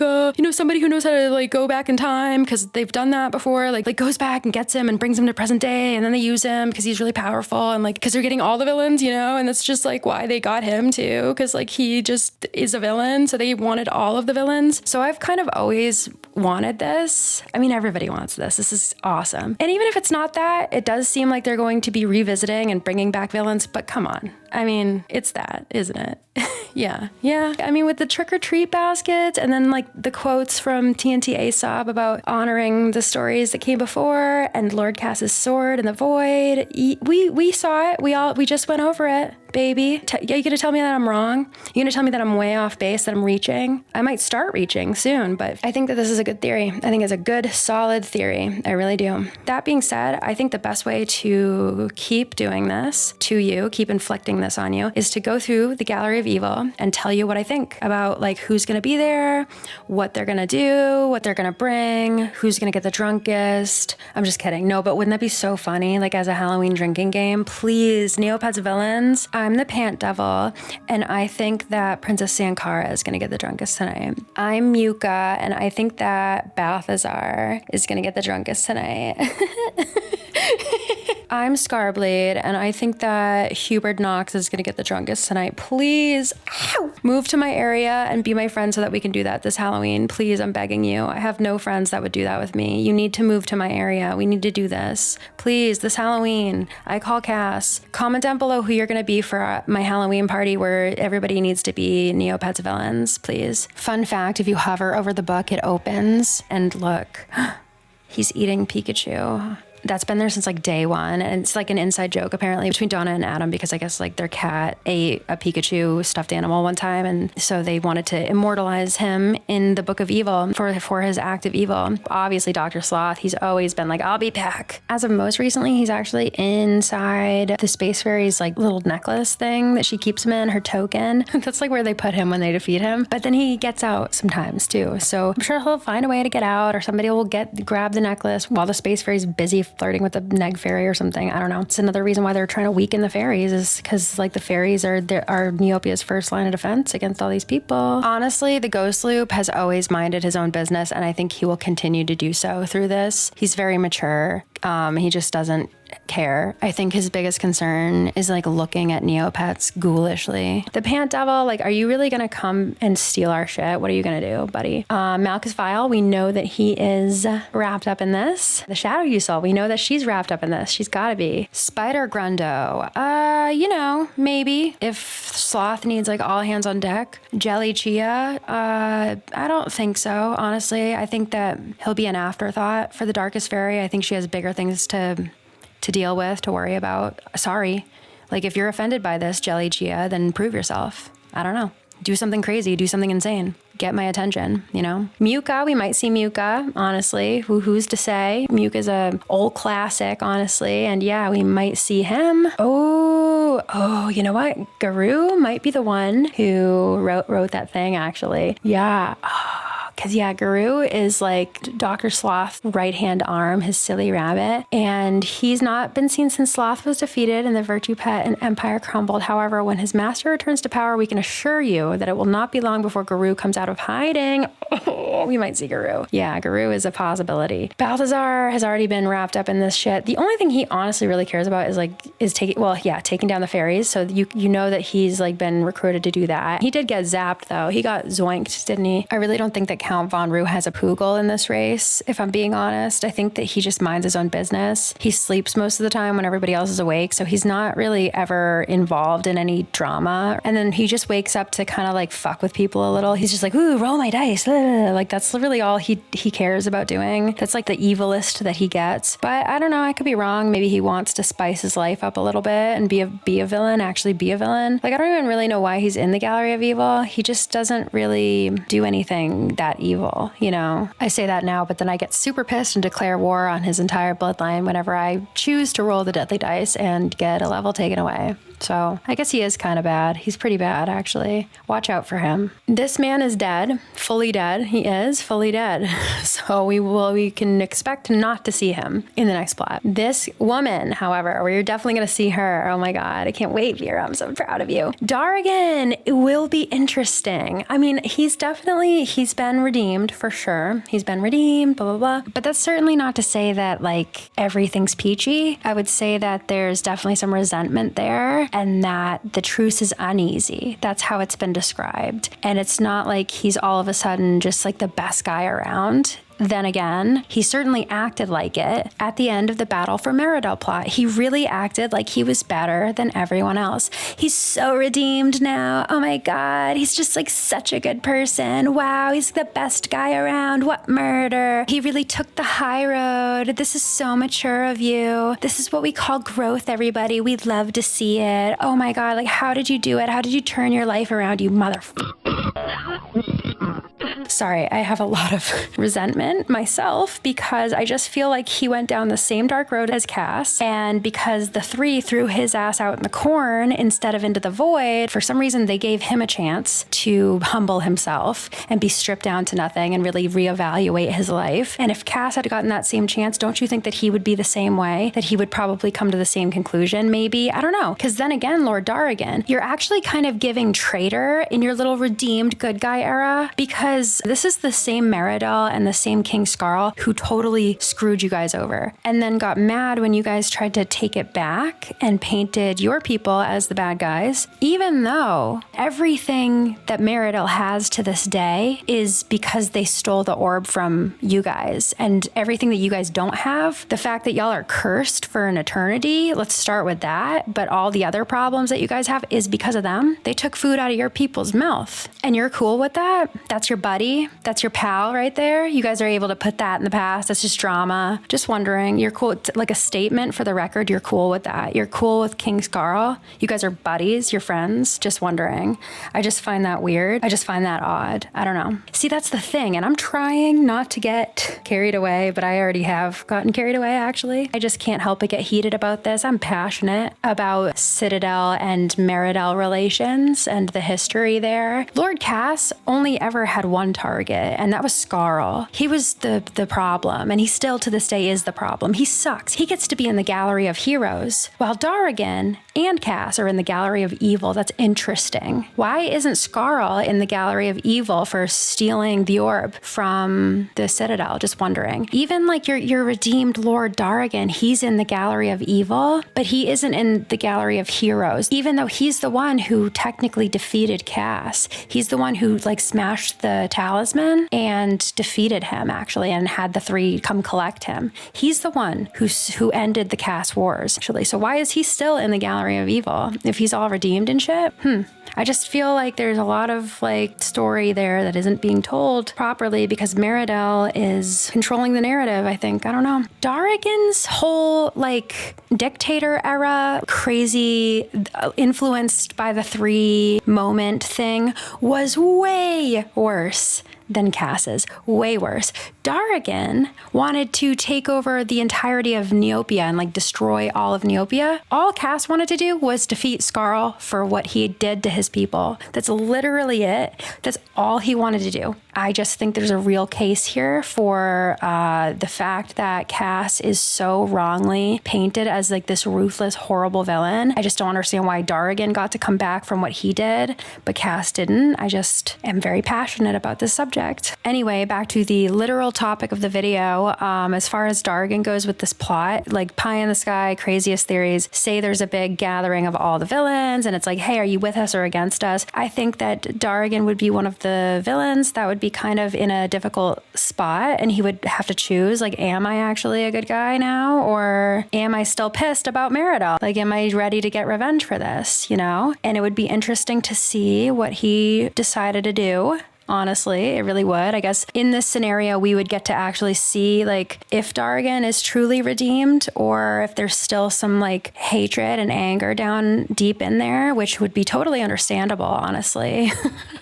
Can't let this go. Anyway, with the way that he acted again at the end of that plot where he was like, I'm done with you guys. You will no longer control me. I'm above all of this. And he just acts like he's like seen the light and stuff. I can just see him. Not that this isn't right. This is probably right. I'm just a bitter person. I can just see him being like, you know, I have like been there before. I've like let anger lead me before. And like, I know how strong the pull to the darkness and to power, like to let it take over. Like I know how hard that is to fight, but you don't have to do this. This isn't the way. Like you guys need to rise above this. I'm not doing this. Like I'm going to rise above it. And then, I don't know, maybe they'll kill him, you know? Not that would be funny. That would actually, I'm thinking about it now, and I actually think I would be sad. Like as much as resentment as I have, I think that would actually be so sad. But then, you know, Lord Cass could step in. I'm just kidding. Again, no, I just think that would be so sad. But like, I could see that happening, you know? That's just where my mind takes it. And honestly, like, again, full disclosure, I know this is fully my headcanon. This is not even anything other than that. It's just fully, purely from my head. However, I'm just letting you know that I understand that this is actually the right take. and that like he would be so like wise and good, like morally good for that. I get it. Like that is actually the right thing to do, is like to let go of anger and like not be bitter and to just strive for peace, even though they wronged you, all that. I get it. He would be like such a good guy if he did that. And I would respect him for that secretly, like deep down, I would respect him. Lord Cass, you guys already know how I feel about this, don't you? I don't even have to say anything, do I? But I'm still going to. I'll try to make it short. No, honestly, because I think my answer will surprise you. And now I think this has just turned into like, not only do I think that they might be there in my like big best case scenario, craziest theory ever, but also like what would I love to see from them and what kind of like would make sense the way that I interpret all of the lore for their character. So do I think that Cass is going to be there? Yes. Yes, with all my heart, I believe that he will be there. I do. I think it's a long shot. I think that he's definitely a long shot. Even though we saw a sword, I still think that he's a long shot. But I feel in my heart that we will see him again. I've always felt that way. And again, my answer may surprise you. I just went on this huge tirade about how you're a traitor if you forgive Meridel and how I wish that he could have crushed them when he had the chance and how I would have just been by his side through it all. And I'm such a good person, such an amazing person, such a mature, wise person. If we did see Cass, I would love to see him kind of be like fueled again by his anger and his earlier motivations. But then, maybe because you guys remember just 2 seconds ago what I said about Dargan, like maybe that inspires him, or maybe something happens where he actually finally does get to be redeemed. That's what I want for Cass. Like in my heart of hearts, forever, always, that's what I want for him. I want him to be redeemed. I want him to be at peace. I do. And I know that the only way that he would truly be at peace is if he took the high road and he, got over it, I guess. And he was able to let it go. And I want that for him more than I want to be a toxic, bitter person, That's really big of me, by the way. Like, even if he has to martyr himself, which I really don't want, but I would accept, at least his name wouldn't be slandered anymore by people who don't understand him. Obviously, my ideal situation for him would be that he gets to be redeemed and like he gets to live the rest of his life as this redeemed hot guy in Neopia forever. And he gets to just be like, that used to be me. I used to be angry, but I learned that there's so much more to life than revenge, greed, and ambition. I just think that he deserves that. I really do. That's what I would love to see. But I would also love to see him have like a slay little moment where he gets to be a big bad hottie again at the same time. And I would not blame him if he wanted to go for Meridel again. If he wanted to at least go for Scarl, like at least let him take out Scarl. Come on, he's getting old, right? We don't need him anymore, right? I don't know. Anyway, no, I really do want good things for Cass, truly. Do I think we're going to get them? I'm writing a fanfic right now. Of course not. But a girl can dream, right? Yeah, Morgus might be there. She's like this old sorceress that is really evil, helped Lord Cass, so that makes her my girl. Her daughter is actually the court dancer that was fooling the idiot King Scarl. And don't worry, she has a lot more tricks up those sleeves of hers. ... Okay, we'll see. Maybe we'll see. Here's the court dancer. Where the court dancer is today, we do not know. She is hot, either under the spell or out of the spell, in fact, and she like tricked King Scarl because she's so hot. King Scarl was powerless to help, smitten with his beautiful new dancer. Gross. Masila. Wouldn't it be awesome if we saw Masila again? Anyway, yeah, Masila's pissed. She's been pissed for a while now. She has always said that she'll be back. That's what I'll say. She's Canric's ex, and she's pissed off at Canric, even though she double-crossed Canric, but now she's pissed at Canric for being with Hannah and for turning his back on the bad guys and stuff, even though literally they turned their back on him. It's this whole thing. Anyway, we might see her. I think that Bringer of Night is done, actually. He did get defeated in Hannah the Ice Caves. He's definitely dead. He's at 100% dead, so we won't see him, unfortunately. Jadora, I think we're going to have to pick a side, you know what I mean? And I think she's going to pick, I don't know.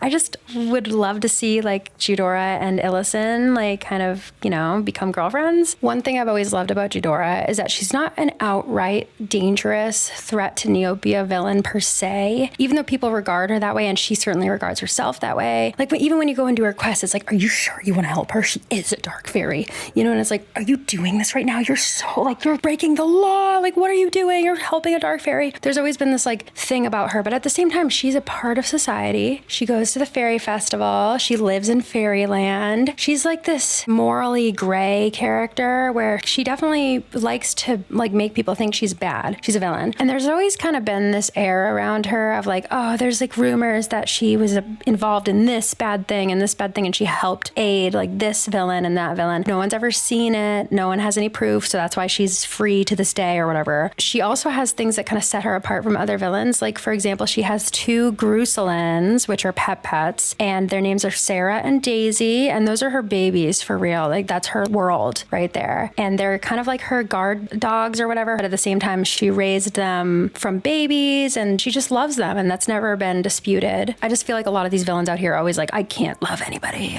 I'm incapable of love. But clearly, Eudora is not, especially actually in the last Fairy Festival in 2023. We saw a lot of that moral ambiguity from her, and like the kind of like grappling she does in herself, where she like clearly cares about Ellison, and she doesn't necessarily want her dead, and she protected her. She did. And she always like, the thing with her, she always like, she has this big front where she masks being not totally evil with like, oh, I'm not going to let you hurt Ellison because I want to do it myself, you know, that whole thing. And I think everybody loves that about her character. And I'm not saying that should go away. However, what I would love to see from Eudora, I'm doing pie in the sky, like craziest predictions ever. I think it would be really cool if like, you know, they're taking out all the fairies, right? So again, the fairies are wiped out, they are incapacitated, and they leave Eudora untouched because they assume that Eudora is on their side. And they go to her and they're like, okay, so you're like a villain, right? You're like gonna be joining us. Like, I would assume that the Darkest Fairy, if she's leading this whole thing, is going to these people and like reminding them of their biggest goals and stuff. So like if Cass is involved, they're like, don't you want to take down Kingscarl and Meridel once and for all, and Darrigan, and take back the Citadel, and finally like do what you set out to do? And like then they'll go to Scarblade and be like, don't you want to take out New Morocco once and for all, and like get back at all those people who brought you down, and like be the most feared, most powerful pirate who ever sailed the seas, you know, that kind of shit. And then Sloth, like, he's such an idiot that I think that the Darkest Fairy would be like, I mean, like, you're the most brilliant man who ever lived, so of course you have to rule the world. Like, she's like manipulating all of them in my like headcanon that I have for this, and she's like just reminding them of their motivations and stuff so that they all go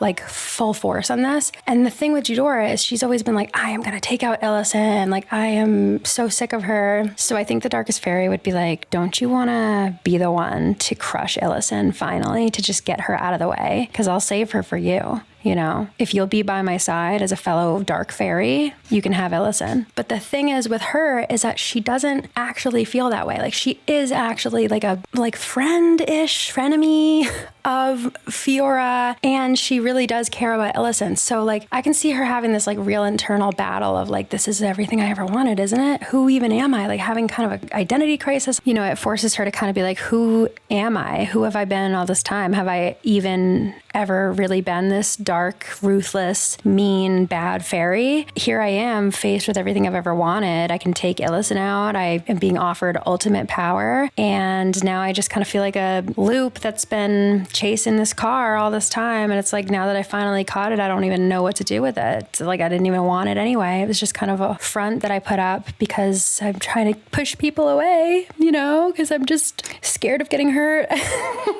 My ass doing this. So anyway, yeah, all that to say that I just feel like where we left off with Eudora in the Fairy Festival, knowing that that actually is a part of this upcoming plot, everything that happened there, seeing how she acted and all that, I think it could lead to some really interesting stuff from her, especially because of her place in Neopia, how she's kind of considered a villain. And so if this really is like this big gathering of villains, she'll probably be considered for that. And it might put her in a unique position to secretly act for the other side or help the fairies in some way, or like kind of double cross the Darkest Fairy or whoever else is orchestrating this, and kind of be like one of the villains that is actually not for their side but is there and is able to kind of infiltrate that or go against that or be kind of the foil. I don't know. I think we'll see something interesting from her based on how she was in the Fairy Festival, but who knows? Who's to say, you know? Captain Scarblade is obviously going to be there for sure. He's literally said it, and he also is like, has always been like, I will be back. So I think we'll see him. Cursed Jazen, no more. No, we will not see him because he is better and good now. He's a good guy. I don't think we'll see Razul. I think we defeated him. That's Jazen's dad, actually. Whoops. And he's not alive anymore, I don't think. Look at how hot she is. Damn, girl. I hope you get everything you want. I'm just kidding. Anyway, here's the Sleeper, aka the Betrayer, which, by the way, I just want to note that NEOPETS posted her eyes in the constellation from the Altador plot, the Sleeper. They just posted her eyes, so that's cool. Apparently it has to do with January, but I just find it not that. I think it's just a hint. Anyway, that's the Darkest Fairy, and I think she's behind all of this. I really, really do. Iliv Thade, I just don't think he's a huge issue. Honestly, he's just like doing anagrams and that's about it. So I just don't think he's a huge issue. Maybe he'll be there, but I'm not worried. I am, however, worried about Xandra. I don't think that Queen Fiora is going to rehabilitate her most promising pupil. I think she's going to team up and try to take the fairies down. That's what I think. And that's it. That's all. That's everybody that's there. Another thing I want to note really quickly, because I'm just the thorough conspiracy ass bitch, is that in 2021, taking it back a few years, the Festival of Negs included a storyline about a Sai bunny named Topsy, who had been just a kind of regular, wholesome character for a few years at the Neg Festival, until that year when he started acting really weird and scary, quite frankly, and just off and out of it. Turns out he was a cyborg the whole time, and he was programmed to try to find Mira, the space fairy, and kill her because he's a cyborg that was made by Dr. Sloth. Now, as we know, Dr. Sloth is, as far as anybody's concerned, in Mira's little necklace thing, and supposedly they ended up taking Topsy to get reprogrammed, I guess. And I don't think that we've heard from him since, but the plan was to like get him reprogrammed so that he would be back and better. That would imply that he's living amongst everyone in Neopia, and maybe he'll be the one who gets Dr. Sloth out of the token. Who knows? I don't know. I'm not saying any of that. I don't even know if any of this is related. It honestly does feel like a reach. I won't lie. I can call out a reach when I see it, even if it's my own reach. I would not even be bringing any of this up if it weren't for this one thing. So at every Festival of Negs, they give out negs, of course. It's kind of like Easter, where you do like a little neg hunt, and the negs that you get are just given like these little random themes that normally don't tie into the plot of the Neg Festival at all. It's just cute little aesthetic themes, and they're just supposed to be pretty and decorated and cute, and there's really nothing to them. You shouldn't read into them like I am right now. And this year in particular, no context whatsoever, they gave out void negs along with a few related items with the void neg. And just note that the void neg does appear to fit the aesthetic that we are dealing with here. And then a couple of the things that came with the void neg, like the void blade, which is actually my favorite sword. I use it every day and I highly recommend it. It's a little pricey these days, but it's one of the best swords in the game. I highly recommend it. So the void blade was one of the prizes. And then this book called Navigating the Void. And the book's description reads, "This ancient tome was created by an inquisitive warlock who developed portals that allowed him to travel between worlds." That seems related. I really am in my tinfoil hat era right now, but since we're on the topic of the 2021 Neg Festival, I just wanted to note that the 2021 Neg Festival was referenced in the 2023 Neg Festival at the very end. And this honestly is probably just like a cute little moment, a little callback, because it's relevant since Mira is here. But here's Mira with a picture of Kari dressed up like Mira, laughing about it and just kind of like saying, hey, remember when you did this? Because Kari dressed up like Mira to trick Topsy, because Topsy was trying to kill Mira. And she was like, hey, it's me, Mira. And then Topsy was like, exterminate. And then they like caught him. So I just wanted to note that, because it's like, oh, hey, like, look at them flirting. Sorry, I also just wanted to like really just focus on this, even though this is definitely not the first time I've talked about how gay this festival was. Anyway, that was the end. Yay. Love wins. I don't know. Read into that if you are insane insane and delusional like me, or you could just wait until the plot comes out to find out what happens, I guess. But I just love speculating, so I had to just do as much of that as possible. Speaking of TNT Aesop, we got to hear from him at the last AMA on YouTube, which is awesome that they do that. It's so cool to be able to actually get to talk to Dom and people from TNT and everything every month. I just think that that's so cool. And it just makes us all feel like there really is this life force behind everything that's happening. Anyway, Aesop gave us a few little hints, I guess. One of them was that the void within is going to be an interesting plot when it comes to color. We only have the tip of the iceberg right now, but it's interesting that, you know, in that one scene of Bright Veil, it looked like whoever was standing there with the paintbrush was casting the shadow that like sucked the color out of everything. So I wonder if we're gonna see some kind of a colorless effect take hold of Neopia. And then also, of course, like the colors that you see in the void are really notable, and it kind of sets the void apart from everything else. And every time you see those colors, you just know that either this thing came from the void, like the weapons that we got from the Advent calendar during those days where we were getting the comics from the void. So it seems like that purplish black type beat that is like serving void, that's obviously an important color scheme as well. Another thing he said was that the plot's going to take us to at least one new location that we haven't been to yet, which is really exciting. And I don't know if that counts as like the void or what, but it's safe to say that we don't know shit about this plot. And I am literally sitting here just dumping every single kind of relevant piece of information I possibly can. A lot of this was also speculation. Again, I could be totally off. It could be totally wrong. But I think that, you know, anything that I'm speculating on has kind of at least a little bit been put in so far. Like there is groundwork for those things, but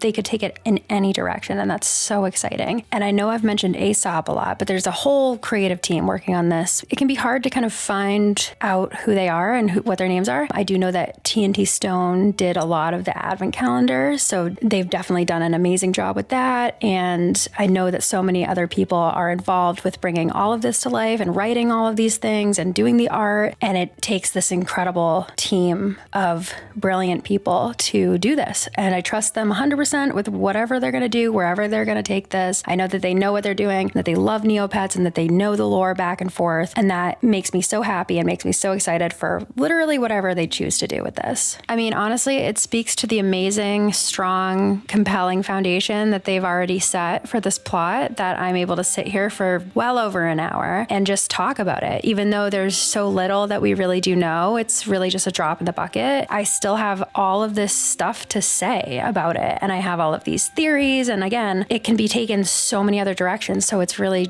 again, there's just no telling what's going to happen. And it really speaks to how strong the writing is here for this plot. I think that no matter what, even if I don't get my Lord Cass resurrection that I've always wanted, because in my heart of hearts, I know that it's crazy and that it's unlikely. But in general, like no matter what we get, all of the decisions will be based on all of the years of this deep lore that we all love. And I know that they have this massive love for Neopets and that they're going to rock this. And so I can't wait to see what direction they bring it in. And yeah, I'm going to stop talking, but I would love to know what your theories are, if you disagree with any of my takes, if you notice things that I didn't, what you're hoping to see most out of this next plot, any of your crazy theories, no matter how insane they are, anything like that, please, please, please. I would love to talk to you guys in the comments about this upcoming plot because I am going crazy and I needed to make this video because I have to just start talking about it. I can't wait until it starts, and I will be there every step of the way, covering the entire event and all that. So I am so excited for this new era of Neopets, and thank you so much for listening to my insane musings.